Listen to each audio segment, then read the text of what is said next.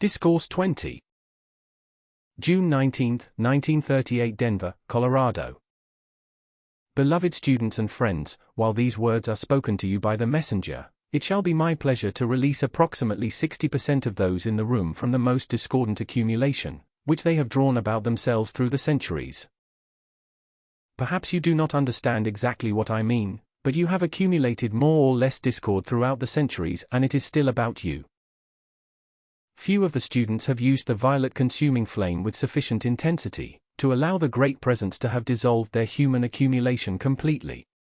Tonight, I shall endeavor to finish that for many of you. Since your sincerity, since your stand for the light in Denver has been so unusual, then shall your reward come in your own release, and those for whom it is accomplished will feel it without question within a few days. Therefore, tonight, will you be kind enough to accept the radiance poured forth to you, about you and in your feeling world, to render this service? Remember, this is at the call of your own life. There is but one power in the universe to act, and it is your own life. We are a part of that one great life more in advance than you. Having set ourselves free ages ago, we are in a position to help mankind today, and the need is imperative. Therefore, during this class, the greatest work has gone on of any class of the messengers. We congratulate you on your harmonized feeling, on your love and outpouring, which makes this possible, for outside of the direct attention to the great presence of life, your harmony is the most important thing. If you but knew it, it is the key to all things. In all we have experienced and are observing among mankind today, I marvel individuals have not seen in the terrific experiences they have passed through, that it is their inharmony, which is producing all the limitations and discord for them.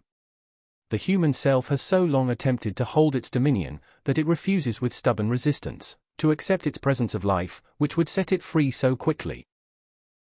So, tonight, according to your acceptance, may you have this great blessing enfold you. Beloved children of the light, in the service which we are rendering to the earth, it is an eternally sustained activity always. There is no thing, no action which we start, that we do not sustain, until its full achievement. Therefore, as you have been drawn into this classroom, by the light within your own heart, then you are to a definite degree filled with sufficient light to draw this which will bless you. It is always your own light which acts, but as you call, as the messengers call, and the full force of our assistance comes into action, all resistance recedes, dissolves and disappears. Therefore, in the people's lack of understanding, they have endeavored to govern and bring each other into submission and under each other's domination, creating all kinds of discord under which they had to live. When you understand, you have the great presence of life to turn to, then all which has terrified you in the world of human action dissolves and disappears before the call to your great presence.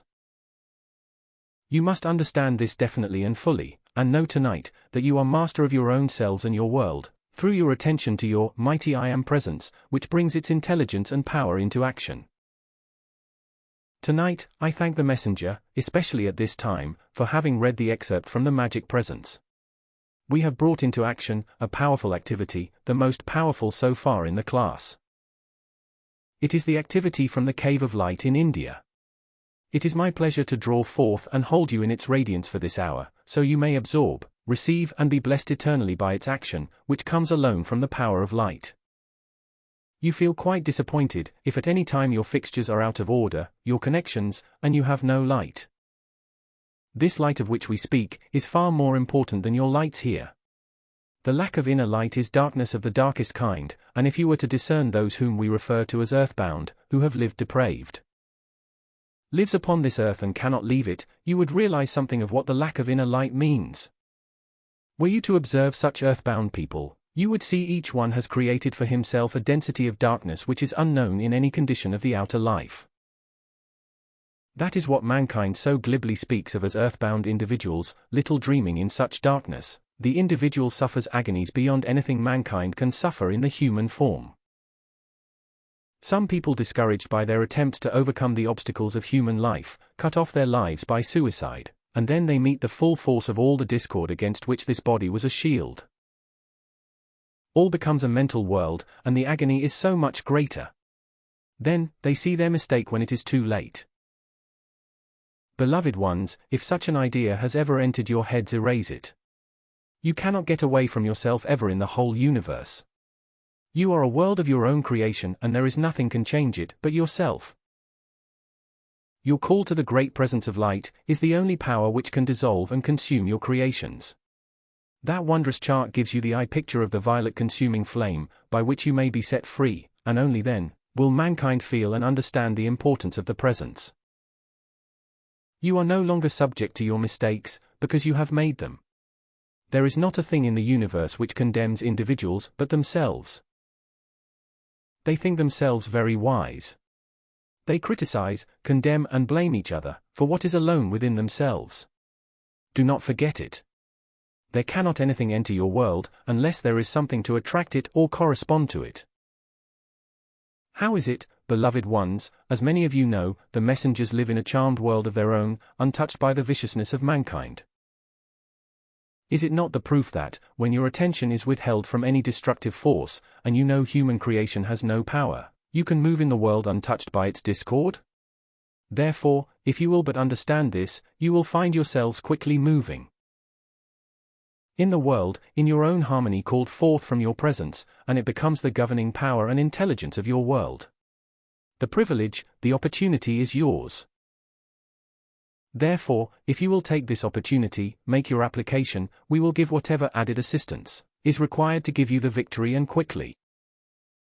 In the power of radiance which has been released to the earth, and in the call thus far, the accumulated application of mankind is sufficient to hold the balance for every earnest sincere student. When I see silly ignorant mankind grinning and smirking at the great wall of light, one day they shall see how they have missed their opportunity. As if the great light, as if the messengers, as if we were concerned with mankind's belief or unbelief. They are quite free to accept or reject, but one day, when the hearts of the people are racked in agony, they will wish they had taken the opportunity offered, and with the assistance of the mighty radiation which is being released to mankind, had attained their victory and freedom quickly. Our rejoicing in being able to render you this service, beloved ones, is very great. You cannot possibly imagine, until you have entered into greater freedom, what this means. When we see the hearts of mankind reaching so earnestly for freedom, do you wonder at this time, we make every effort possible to watch and guard you, as though you were little children? You perhaps do not appreciate that, but when the human is silenced sufficiently, through the feeling, will you begin to understand and appreciate all it means to you individually. The gathered momentum of the activity of men's minds is the governing power of a nation. If it be misdirected, then the nation is filled with chaos, and unless it be corrected, there will be the destruction of that civilization. We have watched civilization after civilization come and go upon this earth. We have watched mankind in embodiment today, and a few think they know something about life. They think they know something about the laws of life. You are just beginning to learn. Believe it, dear ones, when mankind is willing to turn first to the presence of all life, the mighty I Am, and then to the ascended masters, individuals will come to understand and know once and for all time, the truth of life. Only a being who has set himself or herself free, by the power of that one's own application and the understanding of life, is in a position to convey the truth to mankind. This is why the work your beloved Saint Germain has brought forth to you is producing such tremendous results today. The puny mind of mankind which criticizes and condemns his work will one day long to have it, when it is too late. I plead with you, do not be so foolish. If you do not care for a thing, at least do not condemn it, then you have saved yourself much. No one in the universe, not even ourselves, wants you to do something you do not want to do. Therefore, you are free beings, except with each other. You are not willing to give each other freedom, so of course you do not have it yourself. Now realize, beloved students, friends, relatives and fellow associates, if you want your freedom, you have to give freedom to everyone else you know. Unless you do, you will remain bound yourself, for it is the law of life. Therefore, profit by this wisdom which we give. There are no mistakes in it. It is mankind in its bondage who needs freedom. If we are willing to attempt to give our assistance, mankind should be willing to accept it, at least enough to try it out and see whether it will not produce definite results. That at least should be the logical activity of mankind. In the activity of your physical life, if you are not quite familiar with a thing, you experiment and see whether it is useful to you. In the great laws of life, when presented by those who have set themselves free by this identical application, mankind ought to be willing to try it out and see. Fortunately, great numbers of mankind have been willing to try it out and are having freedom now. From our standpoint, beloved ones, and I speak of it only for your encouragement, if you cannot see the example of the messengers, then there is not a great deal of hope. They have stood against the greatest fierceness ever projected at two human beings, yet they remain untouched, because they must be the example of the law to mankind. As students, you are expected to become the same example to your fellow man. Therefore, you must study, apply the law and prove the law to yourselves, which gives you the confidence to say to your fellow man, I know the law, because I have proved it. Every one of you can do it, for I say to you, no human being in embodiment in this world can prove this law wrong, and anyone from a child 6 years old on can prove it right, if such a person really wants to. That is why, you are not dealing with a questionable action of life, you are dealing with the powerful almighty law of your own life, which is actually beating your heart. It will give you the strength and power in your call to the presence of all life, to win the victory over all conditions which are before you. Let us anchor it so strong, tonight, within your feeling world for constant action, that you never forget it. Your call to your life never failed in the world, never could. If you follow your call with doubts and let human conditions and suggestions of mankind rush in upon you, if you respond to them, instead of standing with your call in the presence of all life, you are very apt to be disappointed. Remember, you are the authority in your world and no one else. Not your dearest friend, not your husband nor wife can say to the other what you shall do, for those who bind are thus bound. Remember that. Beloved ones. Say not to your fellow man, do thus and so. Say to your fellow man, the blessings of the eternal light of God rest upon you. Go forth the victory of life. Then you will have fulfilled your obligation to your fellow man, but every word, every feeling of criticism you pass to each other, you are setting yourself into greater bondage. Don't forget it. I say to you beloved group leaders, not only here, but everywhere in America and the world, as you value your existence, as you value your progress and freedom, don't criticize other group leaders, don't criticize students of other group leaders, don't criticize each other. For any reason whatsoever. Then, you will find your freedom quickly. Whether it be person, place or condition matters not. It is the quality which you generate and set into action in your own feeling world that always deprives you. Let everyone understand it tonight, and while human creation is being dissolved for you, let this charge go into your world and stand there, the ascended master self-luminous intelligent substance for action, which you cannot requalify. In having removed for you the substance in your life which you could requalify, should you not be grateful to life, which has called us into action to render this service? All you are or ever hope to be, depends upon your acceptance of this light, your own, beloved mighty I Am presence, and your willingness to apply the law set before you. In the comfort of your own city, I have brought to you, that for which mankind has searched for centuries. Many of you I see appreciate it greatly, therefore, to you be the freedom of life. Beloved ones, in all which exists upon this earth or within the human octave, there is not one thing of importance except your life. You have given authority and power without limit, to everything in the world but your own life. Then, you wonder why you are not free, or why you are in distress and limitation. Do you not see, as you have looked upon human creation, you thought it was the authority and power, giving it your life, to send back its discord, limitations and distress to act in your world? Look how quickly the whole world of the messengers reversed, when they began to refuse acceptance of the human creation and outer appearance in their world. When they called the great presence of life into action, see how quickly they were free, and doing that which no one of mankind has ever done before, calling forth the power of light to supply and serve them, and it has not failed. Ladies and gentlemen, in your business association, if you would call forth the power of light, knowing and accepting your mighty I Am presence as the only acting intelligence in the world of business, you would see how quickly you would reverse all discordant conditions which have ever been. You would charge all those activities with the power of light, which knows no opposite. It is invincible in its onward movement, toward the expanding perfection which it is, for it carries away every discord, drawing it in and dissolving it, so far as your individual world is concerned. You do not have to be failures, you do not have to be subject to the conditions you see about you. If 1,000 people were in distress about you, and you stood alone with your own God presence, the mighty I Am, your world would be filled with happiness, supply, and free from the surrounding conditions, no matter what they were. That is why I say to you tonight, earnest, sincere, beloved students of the I Am, never again listen to silly human gossip which says to you, why don't you apply the law?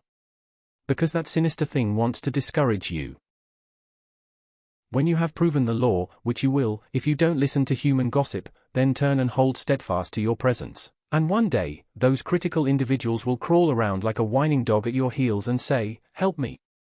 We have seen it done time and again. Some who have hated and condemned the messengers have been compelled to call to them for help, and the messengers were kind enough to give it, after the greatest and fiercest condemnation. That is the power of divine love which they exert. That is the power of divine love in the blessing they send forth to mankind. That is the blessing which all mankind should be giving to each other, and as you pour the Ascended Master's divine love, blessings and kindness to each other, the presence and power of light will flood you and your world with all the perfection which it holds for you. Remember, as that description was read to you tonight, of my service to the children, with all the love and kindness of my heart, I say, remember, I am that same being rendering you a little less powerful service, for in the numbers here who are unprepared. I cannot do the same thing fully which I did for Bob and Rex, Nada and Pearl and those who were there. I can and have started into action in your world, the same great light, the same mighty activity, which according to your great love, kindness and acceptance, will go on, and on, and on, in its action of the freeing, purifying, cleansing power within you and your world. Then, one day not so long hence, you will begin to see the result of that purification and of the outpouring of the light of God, the mighty I Am. Each day, it will surge forth more and more powerfully through your body, through your feeling world, and you will then see the greater harmony moving before you. That which had disturbed you and individuals who had obstructed your way, will move out of your world, and the presence of life will move forward, producing the victory of light for you. I commend you, tonight, to the full glory of God, your mighty I Am presence. May its full power of action take command of your mind and body, your world of action, and produce its perfection and hold its dominion there. I call to the higher mental body of each one, to stand guard, and see you are wholly receptive to the power of your presence, and that you earnestly make the call which will enable its great power of life to surge forth and give you the blessings which everybody in embodiment craves to have. Even the scoffers, even the doubters. When they are alone within their own chambers or upon their beds of straw, they will see that their scoffing and their doubt placed them on the bed of straw and privation. It does not pay to scoff at life. It does not pay to criticize and condemn the power of light which is offered, for one day, mankind will want it and it will be absent. Beloved ones, in pleading with you to enter into the full activity of life, and give the cooperation and obedience which are necessary for the greater release, will you not give that obedience joyfully and willingly? I know all of you sincere students of the I Am will gladly stand unyielding in the great presence of your life. In commending you into the hands of the mighty activity of that great presence tonight, and in speaking to your higher mental bodies, I say, bless these children in the human form with such obedience, such joy and happiness in their feeling world, such harmony maintained, that quickly the power of light will bring into their experience, the evidence which satisfies anyone, even the most skeptical, of the power of light, to set them free and give them the freedom which is their due. I thank you.